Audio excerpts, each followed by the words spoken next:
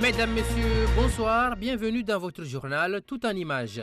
Myriam Kassim, première dauphine de Miss Excellence France, la jeune mahoraise de Mtsangamboa dans la commune de Bandaboa a porté très haut les couleurs du 101e département. Elle était donc à une marche de la couronne. Pour rappel, il y avait 24 prétendantes au départ à cette élection qui a eu lieu dans les Hauts-de-France samedi soir.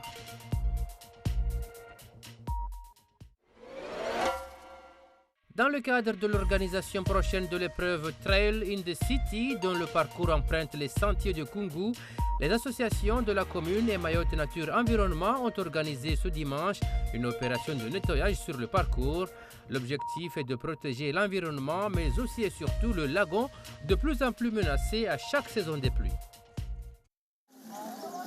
Sur ce sentier, reliant Majikavo-Lamir et les Hauts de Kungu, les habitants de la commune font la chasse aux déchets.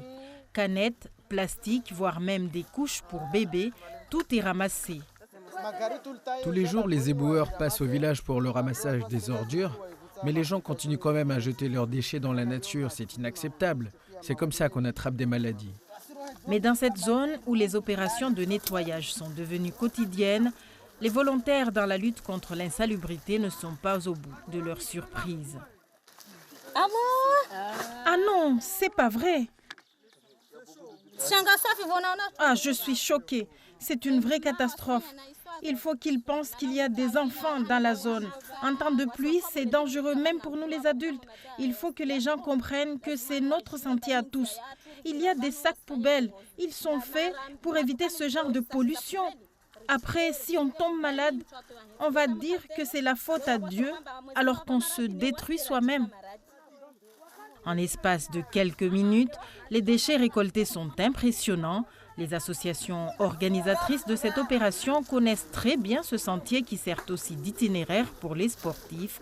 Les coureurs de la 3e édition du Trail in the City, prévue le 27 janvier prochain, emprunteront ce chemin. Ça donne une mauvaise image de la commune. Donc si on fait ça, c'est pour redorer cette image. C'est pour permettre aux sportifs de mieux courir dans un environnement propre. À Kungu, les villageois comptent bien revenir sur le site pour contrôler l'état du sentier. Et si de nouveaux déchets y sont déposés, ils assurent engager des procédures contre les pollueurs présumés.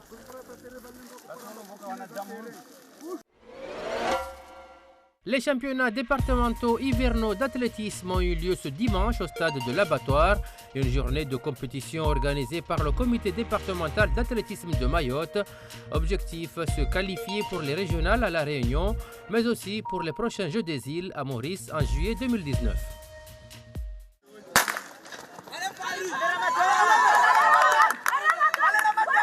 Il faut aller vite et réaliser la meilleure performance possible. C'est l'objectif affiché pour l'ensemble de ces athlètes venus prendre part à ce championnat de Mayotte d'athlétisme. Des minimaux vétérans en passant par les juniors et seniors, différentes épreuves se tiennent sur la piste, de la course de 50 mètres jusqu'à celle de 3000 mètres.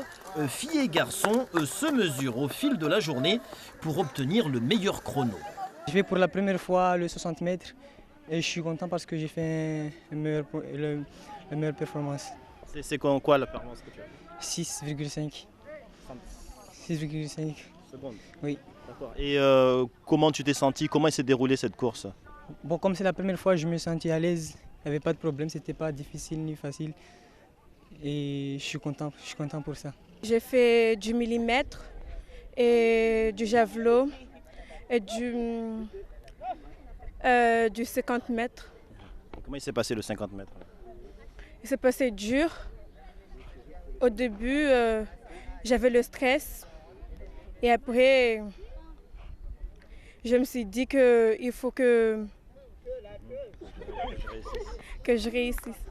Autre discipline au programme de ce championnat, le lancer de javelot. Les meilleurs lanceurs sont ici pour se qualifier au championnat austral de la Réunion dans 2 semaines.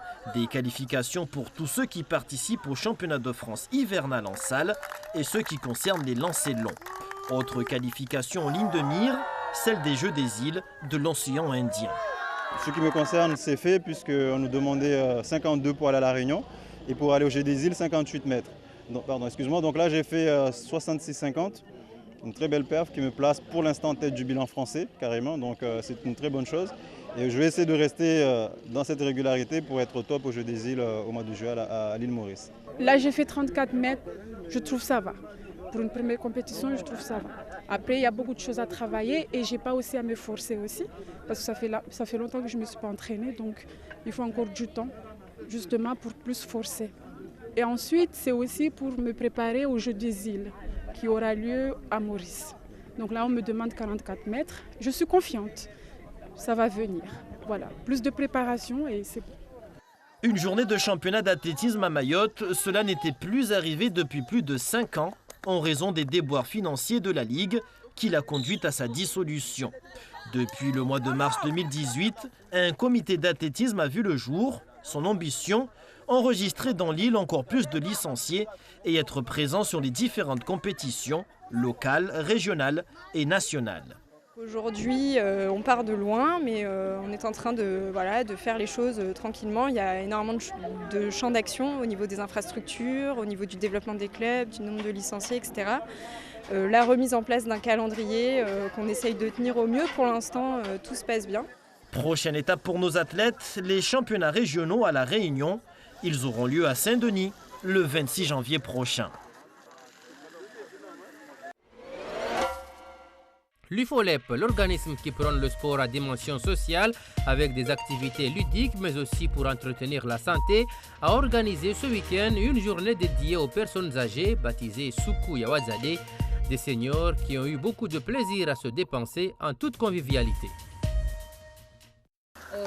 Ils sont cinquantenaires et déterminés à entretenir leur santé. Venus des 4 coins de l'île, ces femmes et ces hommes marchent depuis plus d'1 heure. La tenue importe peu, même les novices y prennent goût.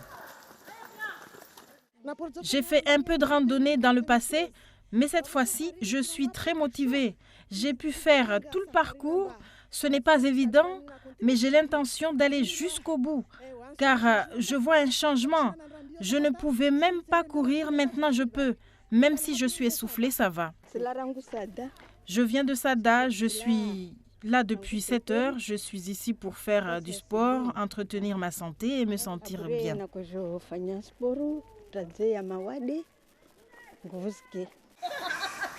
Entre marche et petite foulée, chacun va à son rythme, car au-delà du sport, cette sortie est l'occasion de garder le lien social. C'est une bonne chose car ça nous permet de nous entretenir.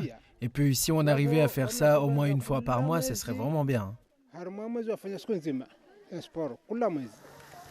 Face aux enjeux de la santé et de la solidarité qui fait l'image de Mayotte, les membres de l'Union française des œuvres laïques d'éducation physique multiplient ce genre d'événements.